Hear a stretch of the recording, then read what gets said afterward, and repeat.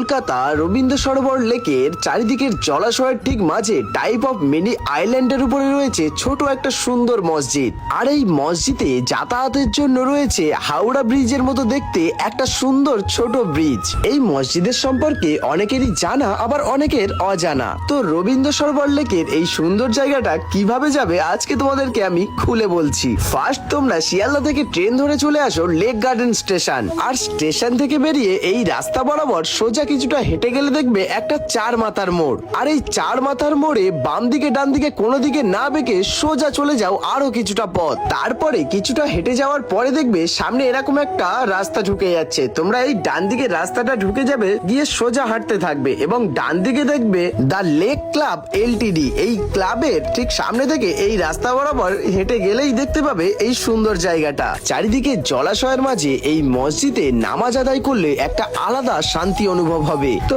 ভিডিওটা তোমার বন্ধু বান্ধব আত্মীয় স্বজন চেনাশোনা সকলের কাছে বেশি বেশি করে শেয়ার করে দাও। এরকম আরো সুন্দর সুন্দর জায়গার খোঁজ পেতে আমাকে ফলো করে নিতে পারো। আর জায়গাটা কেমন লাগলো কমেন্ট করতে কিন্তু